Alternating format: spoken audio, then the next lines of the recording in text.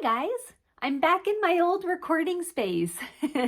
It's kind of fun to be back down here. It's been a few weeks. I've taken a little bit of a break, and then last time I made a video, I made it in my car. But here I am. Do you ever wonder where people are recording in their home? I'm gonna tell you just in case nobody has asked. But this is my basement, and I'm down in this little alcove right outside of my teenage son's bedroom. And this is where I record for you most often, although there are other spots I like to record in around the house. But there's something I've been learning that I wanted to share with you. Let me read you this story, and you might be familiar with it, and you might have had the same questions about it as I've had. But I'm going to start in Matthew 16, verse 13, and then just go on from there. And I'm going to stop and explain a little bit here and there, but let me just start reading. It says, when Jesus came to the region of Caesarea Philippi, he asked his disciples, who do people say the Son of Man is? And they replied, well, some say John the Baptist, others say Elijah, and still others, Jeremiah, or one of the prophets. But what about you? Jesus asked, who do you say I am? Simon Peter answered, you are the Christ, the Son of the living God. Wow, he got it. Jesus replied, blessed are you, Simon, son of Jonah, for this was not revealed to you by man, but by my Father in heaven. And I tell you that you are Peter, and on this rock I will build my church, and the gates of Hades will not overcome it. I will give you the keys of the kingdom of heaven. Whatever you bind on earth will be bound in heaven, and whatever you loose on earth will be loosed in heaven. And then he warned the disciples not to tell anyone that he was Christ. Okay, this was a shining moment for Peter. Can you imagine? Oh, the feelings. I'm so proud of myself. I got the answer right. Jesus is so happy with me. Now we know that this understanding came from the Holy Spirit and not out of Peter's just super smart brain. But it was an exciting moment for Peter, I'm sure. And then it continues, the story continues in verse 21. From that time on, Jesus began to explain to his disciples that he must go to Jerusalem and suffer many things at the hands of the elders, chief priests, and teachers of the law, and that he must be killed and on the third day raised to life. Well, Peter took him aside and began to rebuke him. Never, Lord, he said, this shall never happen to you. Jesus turned and said to Peter, get behind me, Satan. Oh, ouch. You are a stumbling block to me, and you do not have in mind the things of God, but the things of men. Oh boy, can you imagine being Peter in that moment? And when I've heard this story, I've read this story, I've always thought, what is going on there? Why was Jesus so harsh? And I got to thinking that I think this has everything to do with those times when somebody is telling you something you are so tempted to believe, but it goes against God's good plan for you. You see, Jesus was saying, I'm gonna have to die. It's the plan, it's been the plan that he arranged with God in the Trinity from the beginning of time, and he's carrying it out. He's willing to do it, but I believe he was tempted. Because the book of Hebrews tell us that Jesus was tempted in every way that we are. And I think he thought to himself, could there be another way?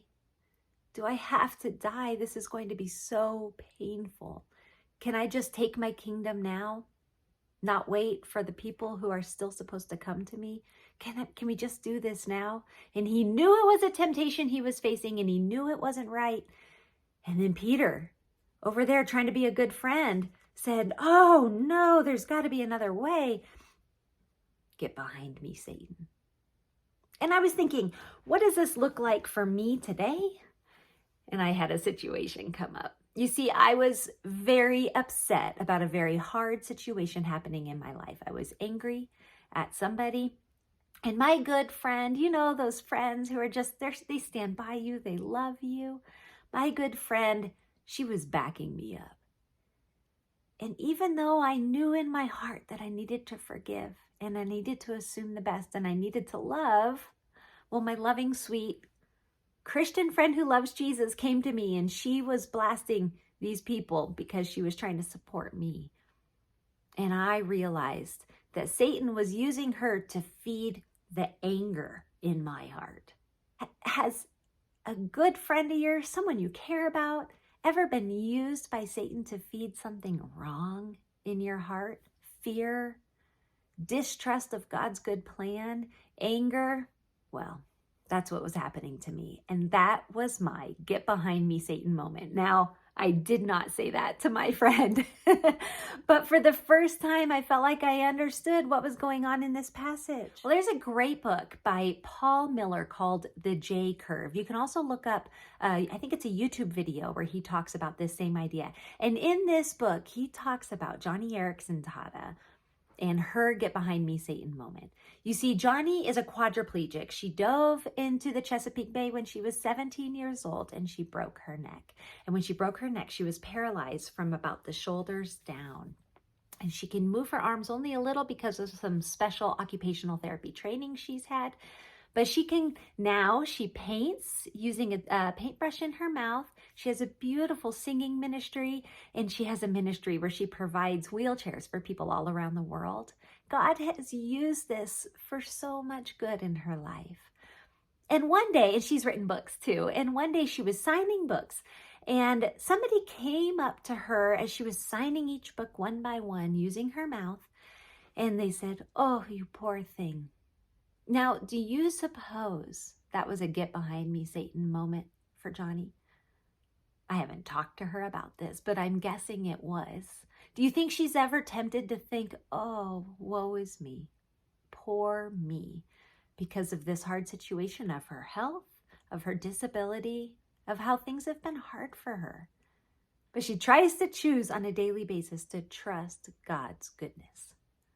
And so what she did in that moment, instead of turning around and saying, "Get behind me, Satan," to that person in line, which maybe she might have been tempted to do, instead she put down the pen and she lifted her voice and sang hymns of praise to God, because she knew that only one thing could turn her away from that sinful temptation and turn her back to God's goodness, and that was praise, trusting Him above all else.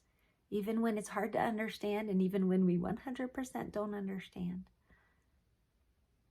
How can you trust God today when you're tempted to turn against His good plan for you? I hope you guys have an awesome day, and I'll be back again to talk to you guys later.